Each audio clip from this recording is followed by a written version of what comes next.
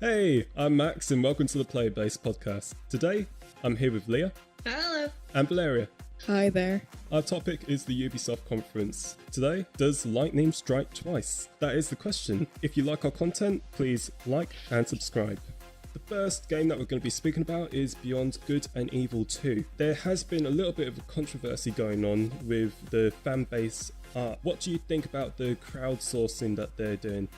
This could be very, very good because I know a lot of fans would like involved in the actual creation of games, especially now that, all the mechanics are kind of available to see from the inside on the internet, and a lot of people would like to get involved without go on a games art and design course. So it's going to take a lot of people overall. But they haven't really, it's spec work, and they haven't really stipulated the ways that people are going to get paid. They have said about the amount of money that's going to be put into it, but with regards to how people are going to be paid for their commissions and that, it hasn't really been said. No, there's no way they're paying people. They're chancing, getting people to put art into the game. Basically, design part of their game for them without paying, under the guise of this being an opportunity for community content. Honestly, I think it's going to work, because as soon as they said, your art could be in the game, I was super excited. It's a huge game. I'm pretty sure it's open world, so there's going to be the opportunity to literally travel around the game to try and find your own artwork. That's going to get a lot of people interested in, one, putting their art in the game, and two, buying the game to find their artwork. So do you really think that the power dynamic is steered in the direction of the company as opposed to the people that are actually creating the content? Oh, definitely. Okay, that's quite interesting, because I would have thought that if people knew that and if people think that they wouldn't actually be providing this stuff to them, because it's basically, they're working for free. And if that's the case, then why do it in the first place, unless you really love Beyond Good and Evil? Well, this is not something where they tell you, hey, you must put it in, otherwise the game won't happen. This is kind of where if you want to be part in the project, you can do it. That's what they said. And there are people who are passionate about Beyond Good and Evil, and for them this opportunity is great. Plus, it is a great opportunity for starting out game designers, because even though you didn't take part in the actual development, you have put in your work and it has been featured in a game. Yeah. So taking all of this into account, this is kind of more of an opportunity, at least the way they present it, rather than slavery. Yeah, but essentially they haven't told us how because everyone can work off of each other's work, basically. So someone can send out the original art piece or score that they're working on, and then other people can start contributing to that work. And if, say, 100 people contribute to that one piece, how is the one person going to profit the most and then have all those other people having the earnings distributed between all those 100 people? I don't think there is earnings. This is a community collaboration. We're not getting paid for it. No, you do get paid for it. Really? Yeah, you get paid for your work. That's what I'm saying. If they've put this amount of money into the project for people to earn money for commissioning their own work, then I don't know how they're going to get this all working if one person makes the original thing and then other people make it better, but it's still the other person's work. It's isn't it plagiarism if they're still getting a piece of the money, even if it weren't their original idea? Yeah, no, that is a difficult line to walk, and I'm not quite sure how they're going to do that if they're actually planning on paying the community. I'm not quite sure how much of a plagiarism is either, because if you give credit for the idea and the original start of the work to the first person, sort of say that this person started it and this is person ideas, and then there were other people working. It's basically like giving credits at the end of a game where there is a director and then there are all the other developers who have been essentially working on that one idea that was started by one person. It's not plagiarism, is it? Well, here's what I'm thinking about, is the fact that at the minute I think it's just drawings and logos and then music. But say if someone made a little bit of a mix, say with loads of different tunes and such, and then another person actually used all those tunes in tandem to actually create a musical piece. Now that other person has actually spent more time on making the music, but then the other person's probably only spent 5 minutes on trying to make the original musical pieces that go into it, who gets to decide on who actually gets the more money? Because like, you've got one person that makes the actual music, the whole soundtrack, and then you've got the other person that's just making the sounds that go into the soundtrack. Yeah, I mean, there's a lot of debate. I'd say they should be paid equally for a simple reason that the end soundtrack cannot exist without both of them. Ooh, I mean, that's true. There's a lot of debate, like on YouTube and stuff, with who has the rights to like remixes and things like that. People take original music and mix it up, and in some circumstances, those mixes become even more popular than the originals. So, like in that case, who's like really getting the fame from it? If everyone knows the remix better than the original artist, even if the original artist is credited. And I have no idea, honestly, how Ubisoft is planning on walking this. From the looks of the article, it looks like they have some kind of scheme in place to pay artists, but I don't think it's going to be the kind of like, you know, make your little sketch and post it and then you get like a PayPal thing in the, you know, email or whatever. I think there is going to be like quite a rigorous testing process, because they won't want people's like shitey artwork in the game. It's going to have to be of a semi-professional standard. You say that, I think Ubisoft has this whole pay thing kind of sorted, because I think they do have really strict terms and conditions with this whole project, and I think they basically put them down, write them, have people. Well, most people are not going to read them, but they're going to be there, and whenever an argument arises, I think they're just going to say, look, we've written it in our terms and this project. Yeah. You agree to it, so that's it. And I think that's what essentially they will do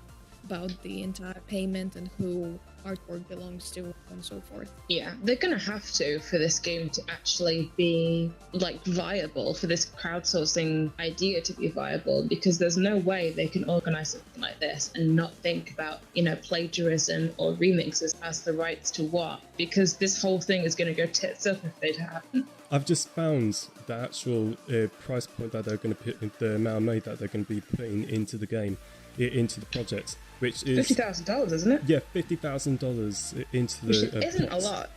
Between all of the people that are going to be contributing, and the work doesn't have to be finished. It doesn't? No, it doesn't have to be finished. Well, I'm quite sure that it will be stated somewhere, so. You know, the artist cannot just go and one day play the game and see the approved by 10 times and go, hey, they touched my artwork, how dare they?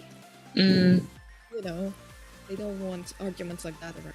Hopefully it will go well, but at the minute it seems that because we haven't got a lot of information on how the money's going to be distributed, how the work's going to be handled, there's a lot of unknowns. But I think that we should move on to the next game, which is The Division 2. I thought the presentation was actually very interesting, especially with the fact that Destiny 2 has just announced their Forsaken DLC, which was 40 quid alongside a 30 quid year 2 DLC, and that's around about 70 quid altogether. And then you've got The Division 2 that is launching with a whole year free DLC. What do you think to that? I love free DLC. It's good to know that they've taken a leaf out of what's happened to EA and decided to cut the crap with expensive DLC. I like rolling free updates. I think they've made a good decision with this. I think that they've shown a remarkable take on the microtransaction scheme that they've had in the past, because they were completely splitting the community up. But now they've rethought their stance on the whole microtransactions, and now they're giving it all free to everyone else so they can all consume the content. I think they've got the right idea, because the game is popular. They know that Division 2 is going to sell well. And if they put as much time and effort into the game as they say that they have, then it's going to be a good enough game to sell well, despite the current fan base. So they really didn't have anything to worry about with the game other than living up to expectations, which, quite frankly, is very possible for them to have lived up to. So, well, it does look exciting overall. It does. They've got a really good narrative, and the narrative isn't even like the point. And putting the different take on the original Division, putting you into a different place and a different environment where it's not cold anymore. Different atmosphere. Yeah, it's in Washington DC now instead of Manhattan. Yeah, and now it's in summer instead of winter, and it's gonna be really hot. And I think they're gonna use the whole idea with weather on how it would affect some of the play. I hope so. Yeah, it's going to be quite an interesting dynamic with the environment, because I was thinking, if there's not really, like, there's not the blizzards anymore, there's not the snow, what's there to really change up the environment and make it, like, feel more... Overheating. Yeah, because... Oh, there'll be something. America's got a very diverse ecosystem. There'll be, like, forest fires. Oh, that'd be cool. Maybe they'll make it possible for you to dehydrate. That'd be good. I think they're gonna ramp up the fight aspect anyway, aren't they? So I think weather in this case is gonna be secondary. I like that they incorporated it into the first one, like it was an important part. But in this one, it's going to be interesting to see what they'll do with some. Yeah. It might be important as well, because they did say it's apparently one of the hottest summers ever. Mm. So I guess that puts it into extreme, like they did in the first one. Yeah. And with the first one, they're actually providing the same content that they had in the first Division. It's obvious that they're not going to be providing us with all of the content over the 2 years that they gave us straight away, but they're going to give us all of the first years of content, and then they're also going to provide us with a raid, which is also a new game mode. I wonder if this rolling free update thing, this first year of free updates, is like a safety blanket for them, as well as being able to say that, hey, we've kicked microtransactions. They're also basically going to be able to patch the game as much as they like in these updates under the guise of free DLC. I think it's just going to be like this from here on out, because with the Division 1, the whole of the second year was for free. So they're probably going to do that the same with this one. There is that, but I think they've done it to attract even more people to play it. Definitely. Rather than patching it up, because they would still have the option to patch it up even if people had to pay for the rolling updates. Because those are, rolling updates. Well, obviously within measure in terms of payment. Yeah. But I don't think they are really worried about having bugs or underdeveloped areas in the game. I hope not anyway. It would be disappointing at this point if they are going to use it to patch the game. I'm just saying that they've given themselves that possibility. I don't think that they would now, though, because essentially they've actually created a whole new game with new specs. So the graphics have improved, the mechanics have been changed, all the end game has actually been changed up to essentially make it so people have replayability, instead of just getting to the end game and then you're like, okay, what activities do I actually have that are accessible right now at my current power level? Well, yeah, I'm not saying that they're going to leave the game unfinished. I'm just saying that, with all of the things that you just mentioned, the fact that they're changing quite a lot, they've given themselves the opportunity to show what they've done and essentially test it on everyone by releasing the game and giving themselves a year for people to say, hey, what about this, what about this? And then you can say, hey, yeah, we've got those in free DLC. Remember the free DLC? Well, we've got a free DLC with that coming out, just you wait, kind of thing. And they're still spacing it out, so they're still keeping the interest in the game. I think to some extent they're going to keep the interest more because they can space out these DLCs as long as they want, and people are still going to be interested because they're not going to have to pay for them. Yes, I think that is definitely the complete draw of this DLC mod, because you're not paying for the other content. You're essentially getting the game for the money that you have paid for. You're getting all of the content, and then you can experience that. But not right away. Yeah, You're still not getting all that content right away. You're getting it in space of a year, which isn't bad in terms of, game aspects. We're all used to waiting for content for games, whether it's the actual game or the DLC. But they've still given themselves this year to release all this content. And you're still getting it for free. I think if the Division 2 is successful on its own as a game, a lot of people would be willing to pay for DLCs anyway, and I think this is a more of a very generous gesture from Ubisoft to Yeah, I'd say. do it like that. And kind of they're placing a new bar for other game developers in that sort of sense that we are offering all of the games in technically one package rather than milking player. It's sort of more of an honest purchase buy situation rather than rolling DLC. I feel that it's more like the older models, like even though it's still a live service and you're still getting the content over a period of months, you are still getting that content at the end of the day. As for Destiny, you are locked out. If you don't buy the other DLC, you are locked out of the new weapons. You are locked out of the new light level. There are so many games that miss this opportunity to expand their universe that they're trying to create. And that's something that I'm also worrying about with all these other like live services games that are coming out, like Anthem. You just have to hope and pray that the other ones try and take up this type of model and this one becomes popular as opposed to all the loot boxes. Yeah, exactly. With that said, we're going to move on to our next game, which is Skulls and Bones. I am so excited. I love pirate games. I love this game. The irony is, we were just talking about microtransactions. Well, they're planning to put microtransactions into Skull and Bones. I mean, I almost... Not at the beginning, but eventually. I'm almost okay with this. You know, in a game about piracy, I expect microtransactions. Yeah, it kind of makes sense, doesn't it? I hope that they actually take advantage of this. They're going to be like, yeah, this big chest of DLC right here, and you got to dig it up, and then you've got to pay a bitch. Welcome to piracy. I think if they do make of content quality within the main available space for players, the whole microtransactions things are not going to be... Well, obviously they will be noticeable enough. We will all know about them, but they're not going to be annoying, or you won't feel like you have to pay to be good in the game. Yeah, it's not going to be pay to win, hopefully. Do you think that this is basically going to be another Sea of Thieves? I think it's going to be better than Sea of Thieves. My notes on this game say Sea of Thieves taken seriously. They have shown us that they actually have content in this game. And the big problem with Sea of Thieves is that after like the first 10 hours, there is nothing to do. You've done everything that there is in the game. You just sail around and fuck people up. Like in Skull and Bones, I think that... Some games are just 6 hours long.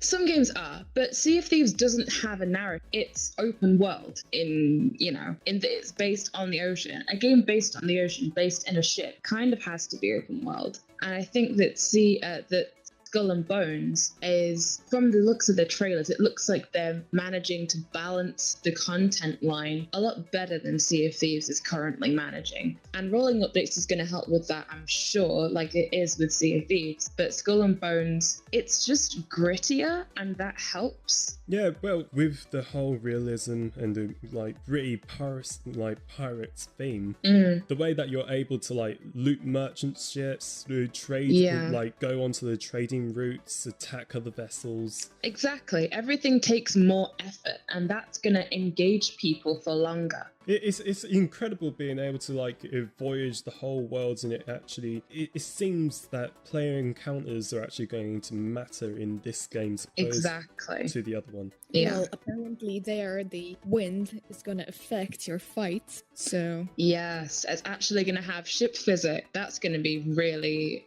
fascinating to have to contend with. This game is going to be a lot more realistic, I think, than other pirate games have in the past. I mean, we know that the games is sort of thematically based on Assassin's Creed Black Flag, which didn't have enough of the pirate aspect into it to actually give itself the same flair Skull and Bones is going for. But it still did have the naval battles aspect. It was a very good game. It was. I wondered if the cosmetics and the assortment of cannons and artillery is actually going to really mix up the gameplay.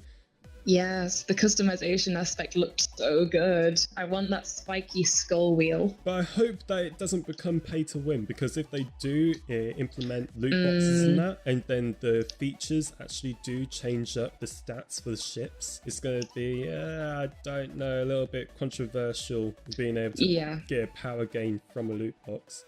Well, I can definitely see that happen. To be honest, I hope more that the microtransactions will involve more stuff, getting a new quest for yourself rather than getting new stuff. Yeah, I wouldn't expect so many loot boxes in this game. I don't think it's going to be quite that kind of game. What would be interesting is the pay-to-win mechanic I can almost expect, because the customization aspect of the game does change your stats. So it's almost natural for them to have, you know, certain cannons, certain ship mod locked behind pay barriers that you're going to have to open, and that those just give you such a big boost that, you know, there's going to be a certain type of ship that always wins, and it will be the one that you've paid everything for. However, since you can loot ships, what would be very interesting is if you could find a ship that's got those cannons on it, or whatever it is, destroy the fuck out of it, and then steal the cannons and not have to pay for them. That would be real piracy. Ooh.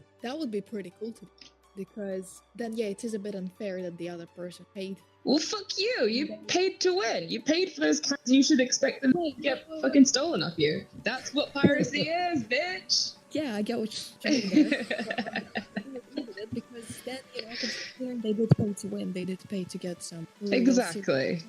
It is kind of a reward for all of the skill put in the game. The skill? Well, if you have a massive bloody shit and you're shooting no, the reward is definitely other people, and it'll create a very interesting balance in the game if you have, you know, you have the choice of paying to get these cannons and possibly getting ganged up on and losing them, or you have the possibility of not paying and still being at the mercy of these, you know, big rich ships, but, you know, managing to still survive. I still don't know. I don't really like the idea of being able to pay for a ship, even though you could just gang up on it and then get all of its artillery, but it still sounds really off.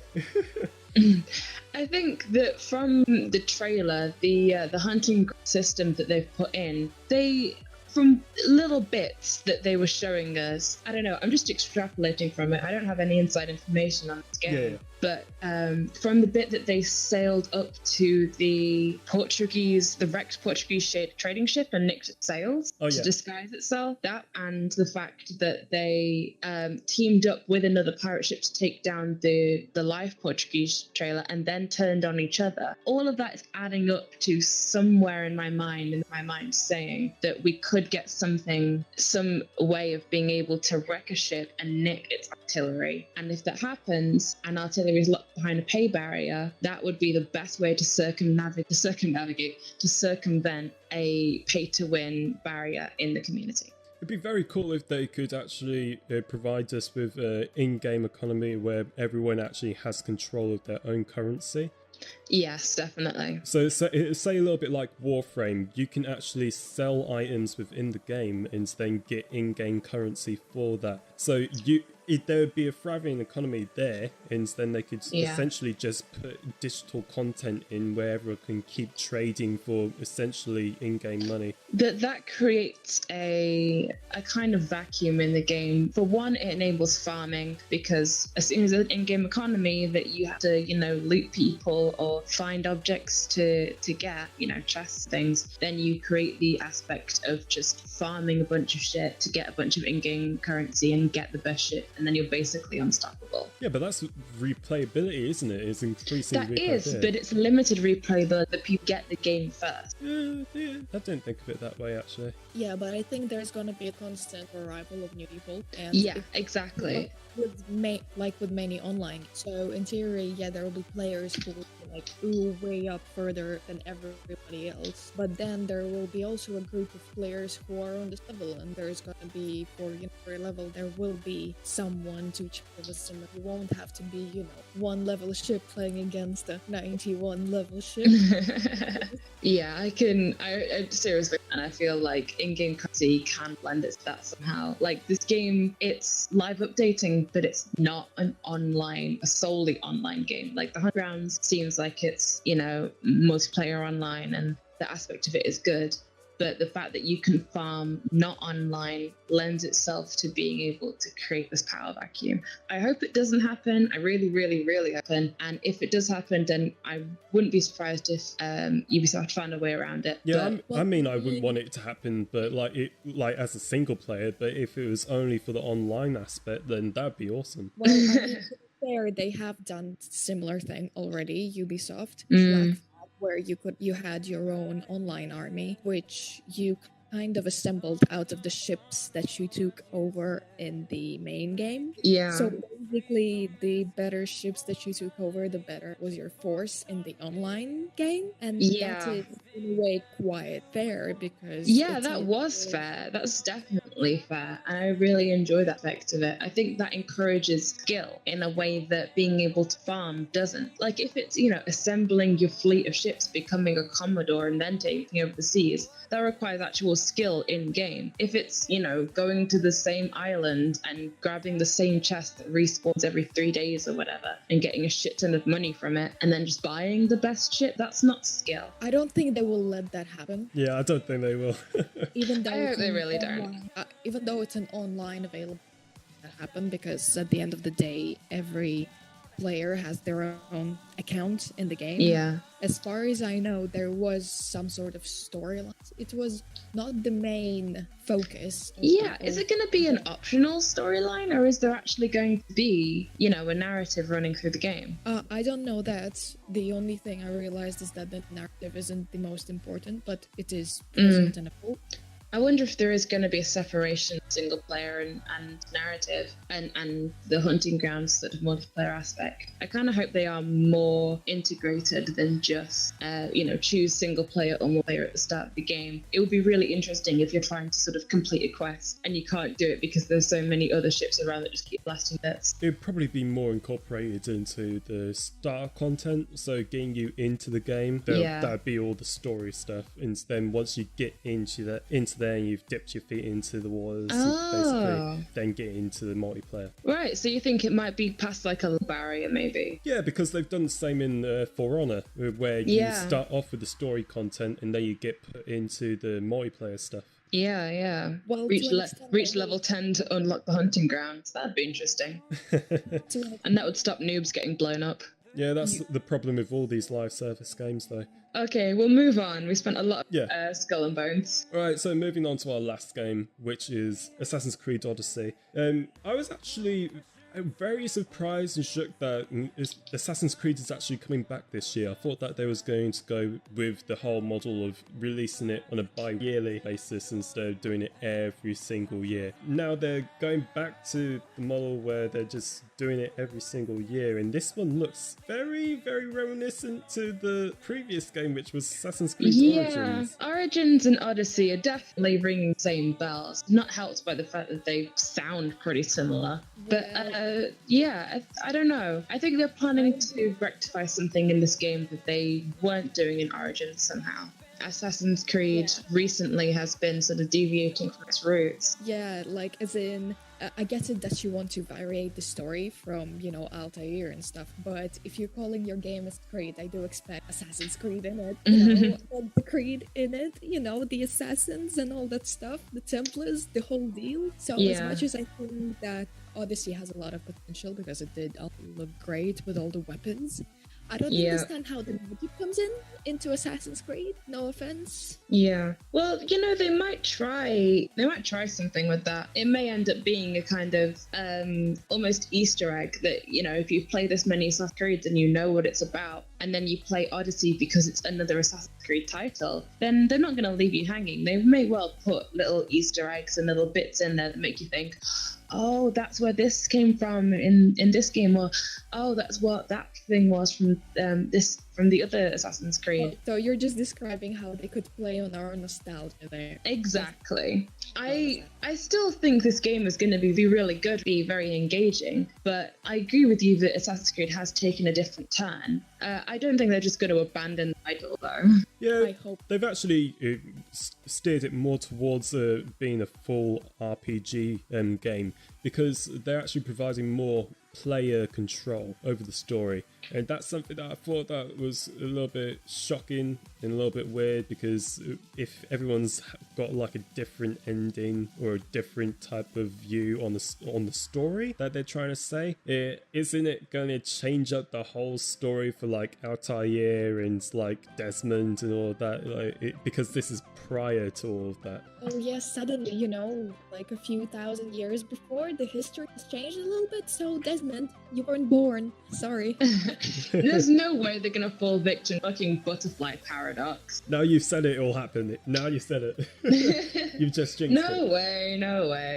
No, I doubt that there's, they might do an illusion of more pathways type thing, but actually everyone does get the same endings. Or they might give everyone a little bit more to see. It looked like no matter what, sort of, the character selection doesn't influence like your player interactions or anything like that. So I doubt that the player interactions are actually going to influence the end of the game all that much. There might be like a successful ending and a bad ending that just kill you, just, like a shit ending for the character. But I doubt there's going to be some kind of big butterfly paradox where it turns out that you did wreck the future for Desmond. I think you are actually right, because I think it was GameStop. They actually went through the first part of the game, and they essentially went through the dialogue system and tried it out with the girl and then tried it out with the boy to see whether there was any distinguishing factors to the narrative. And there wasn't? No. Yeah, didn't think so. Yeah.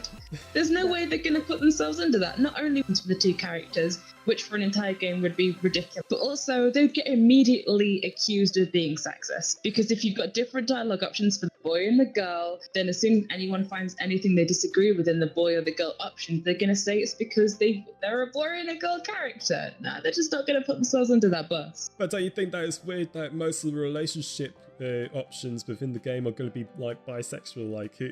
I think it's going to be amazing, because it's ancient Greece. They couldn't have picked a better place to set a really gay Assassin's Creed in. Well, yeah, that's the one, because there being gay was a normal thing. I mean, basically everyone. Exactly. Everyone fucked everyone in ancient Greece. Who cared? That's the best place to set bisexual characters in, by far. And also, Dragon Age has been doing this for years. Exactly. Dragon Age. Was it Mass Effect? Yeah, Mass Effect. They're both BioWare, so BioWare are just good people. And then they go away from that and go into Anthem, and it's like, what? Oh, I hope Anthem has something like that as well. No, gay characters. they already confirmed that there's no relationships or anything like that. No, well, all right. There's no sexual relationships. I think there's like conversations and that you can have, but yeah. Yeah. Okay, cool. Yeah, I'm happy with that too. That's fine. Not the good things. Anthem, I approve. You can carry on with your game now. I think the whole options to be able to do that, and I didn't even think about the opportunities of it being in Greece, and it does make more sense actually. It does make more sense. I mean, Assassin's Creed Origins made sense, right? Because it was Egypt, it's the Middle East, it's the birthplace of sort of assassins in general. It made sense to set it there. And plus the franchise was tied too. Yeah, exactly. The thing is with Odyssey is that apart from the fact that they're introducing bisexual characters, there really doesn't seem like much of a point to place it in Greece. Especially because they've got all the sort of backlash from people saying, well, you're setting it before the Creed and stuff like that. Well, Assassin's Creed have been pushing their games, well, at least the later ones, into different countries. So there has been Russia, France, Britain. Yeah. And now there has been ancient Greece has so much history. It would just make sense to go there as well, because that's what ultimately they have been trying to achieve. That always made sense. I mean, Assassin's Creed was always in sort of different countries, in Italy, in Britain, in wherever the fuck flag was set. Like, it made sense to set it in different countries. And was where? in America. Yeah, the Caribbean I forgot type, that isn't one. it? I mean, yeah, it was always a very, not multicultural, but global game. It made sense. I'm going to say that a lot, but it did. But they're not going with with the other games. They had like an alternate reality, but it still had some historical accuracy. But with like Assassin's Creed Origins, you had Greek gods, you had zombies, you had all of that in that game. And I think that's another thing that they're trying to go with the Greek version of it. Because then they can go with Leonidas, Hercules, all the other Greek gods. There was a whole thing with Leonidas, isn't it? That's a big part of the plot, it looks like. Yeah. Well, Assassin's Creed has been having the whole Loki myths running along this series before. It's just previously there have been a lot more Loki in the Odyssey. It would take a lot more of the gameplay than it did before. Yeah. Okay, yeah. All right. Yeah, I think that with regards to the game, they have provided us with an insight on how they're going to attack the franchise in the future, like how they're going to put out the content. Are they going to go into different historical periods where there's more Greek gods, there's more mythological parts, or are they going to go back and then go to their classic roots? But I think they're going to stay with this new model that they've gone with. But with that said, we're actually at the end of our podcast. Thank you for listening. If you have came this far in the podcast, congratulations for making it. Yeah, we will see you guys soon. Yep. Thank you guys for listening. Yeah, see ya. Bye.